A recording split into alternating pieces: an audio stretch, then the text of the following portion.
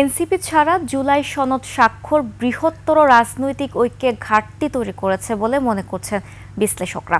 পাশাপাশি এই সনদের আইনি ভিত্তি না থাকায় বাস্তবায়নে বাধ্যবাধকতায় রয়েছে শিথিলতা। জুলাই সনদ নির্বাচনমুখী রাজনৈতিক দলগুলোর স্বার্থ আর সরকারের সেফ এক্সিটের জন্য বলে মনে করছেন বিশ্লেষকরা। রিপোর্টে আরও জানাচ্ছেন আকবর হোসেন সুমন। কালার এক্সপার্ট, জর্জ স্যাপ এবং মাইল্ড অন হ্যান্ডস টেকনোলজি সমৃদ্ধ অরিক্স ক্রিস্টাল ওয়াশ আপনার লন্ড্রি এক্সপার্ট। জুলাই জাতীয় সনদ 2025 নানা মতভেদ পেরিয়ে প্রণীত জুলাই সনদে সই করেছে বিএনপি, জামায়াত সহ 24 রাজনৈতিক দল। জুলাই অভ্যুত্থানের সামনের কাতারে থাকা তরুণদের গড়া দল জাতীয় নাগরিক পার্টি, এনসিপি এবং 4টি বাম দল এই সনদে সই করেনি, যোগ দেয়নি অনুষ্ঠানেও। অনড় এই তরুণ নেতৃত্ব যৌক্তিক অবস্থানে থেকে এই আয়োজনকে অনানুষ্ঠানিক সামাজিক চুক্তি বলে অভিহিত করেছে।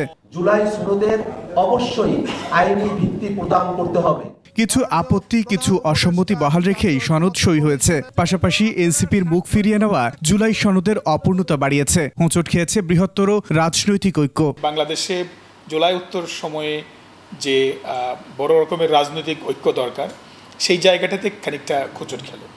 এবং এনসিপি যারা জুলাই আন্দোলনে নেতৃত্ব দিয়েছে, তাদের এই জায়গাটিতে সিগনেচার না করা, এটি এই দলিলের একটি ঘাটতি বলে আমি মনে করি।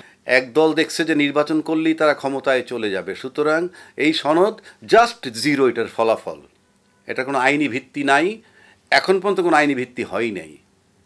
আর যে ফর্মে তারা নিয়ে তফসিল হিসাবে সংবিধানে রাখবে, এটা কোনো আইনি ভিত্তি পাবে না। সনদ বাস্তবায়নে শুভঙ্করের ফাঁকি এবং সরকারের সেফ এক্সিটের সুযোগ দুটোই এই আনুষ্ঠানিকতার নেপথ্যে বলে মনে করেন এই আইনজীবী। এনসিপিতে অ্যাপ্রুভাল দিয়ে দিলে, বাস, যদি না হয় তখন বলবে তোমরা তো স্বাক্ষর করছিলে, না হইলে আমরা কি করব। সুতরাং এনসিপির যে ক্ষোভ, এটা সঠিক আছে। এইবার আসেন, তাহলে সরকার স্বাক্ষর করছে কেন?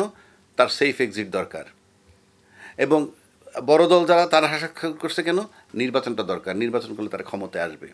আর এক দল সেকেন্ড, যারা বড় দল, তারা কোনো ব্লেম নিতে চায় না। বিশ্লেষকদের মতে জুলাই সনদকে কেন্দ্র করে নির্বাচনের আগে রাজনৈতিক ঐক্যে ফাটল ধরলে তা সুখকর হবে না। দাওয়াত না দিয়ে থাকলে আসলো না কেন? আকবর হোসেন সুমন, 21 টেলিভিশন, ঢাকা।